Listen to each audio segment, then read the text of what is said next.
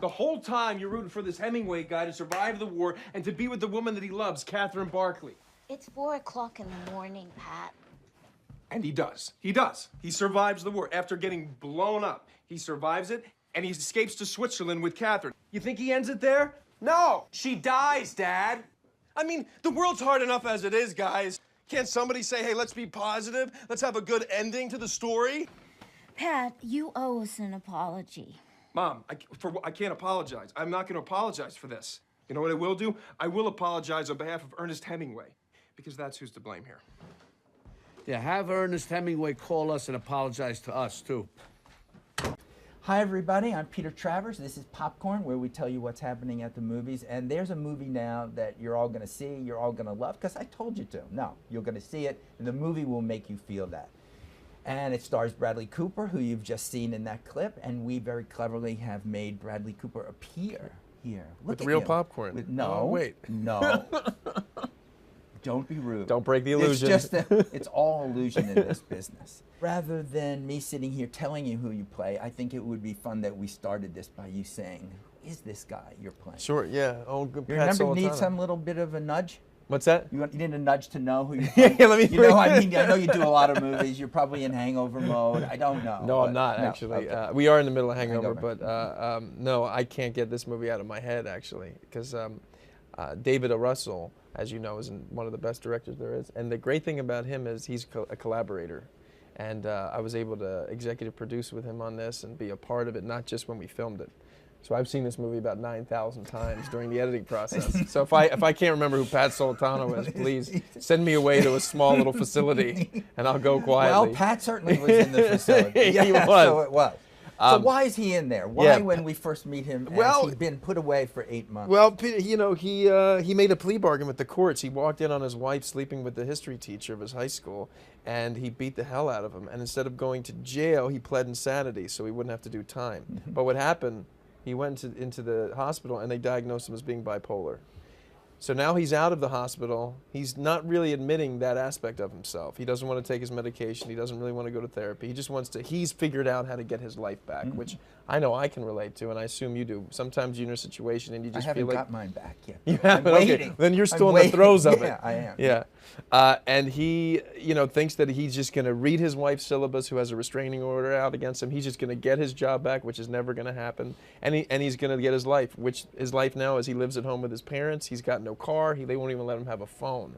And through the course of the movie, this unbelievable essence comes into it called Jennifer Lawrence in the role of Tiffany Maxwell, and she helps to open up his ability to live in the moment of, oh wow, things can actually change without me trying to control it.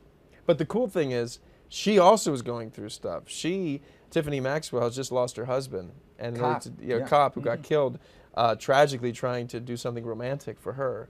And in order to deal with that loss, she started to sleep with everybody in the office.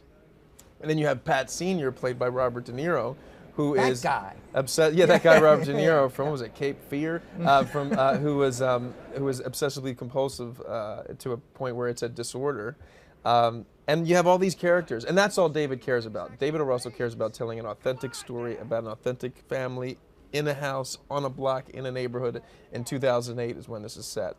And so what's going to happen is you're going to get a movie that's tough to put into a genre, I would argue, because like life, when there's a tragic moment that happens, certainly in my life, there's been a lot of comedic elements that occur. You know, and usually they seem comic to us after the tragedy. They seem well, you know, I don't know. Sometimes during too. You know, I know when you know, When you were making this movie, did you all have that feeling that things were really working? I definitely had a feeling like things were being created not out of any premeditated motive, that they were actually occurring in real time. And that's exciting, because we shot this movie in 33 days. That's like fitting a 10-pound ball in a 5-pound bag. I mean, it's almost impossible. And the only way to do that is to get out of your head. You show up and you just start. And the way David O. Russell likes to work also is he wants to be lit for 360 degrees, so he can change coverage in the middle of a take. That's amazing. You cannot do that in here. No. You go over there and it's just going to be really nightmare. messed up. Yeah, we got all these things. No. And that's exciting. That's exciting. It's like being in a classroom and you know that's one of those classes where the teacher's going to call on you. you know, and so you have to be prepared because it's not just about sitting back and raising your hand. You know, and then Robert De Niro always says, you know, some people show up bedroom perfect, meaning they had the role down in their bedroom.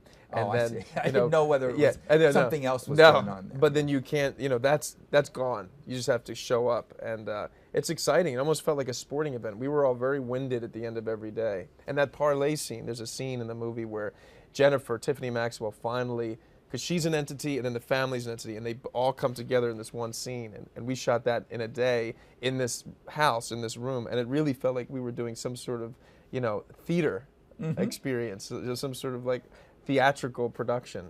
Well, it is like that in a way, but there also another aspect of this movie that you go, what is, there's a ballroom dance competition. There are, yes, right? there is. Okay, yeah. let's take these two wounded people, these bruised romantics. Because Right. what I love about your character, Pat, is that he's buying into that silver linings philosophy. He thinks he could convince, he really wants this wife back. Oh, yeah. You know?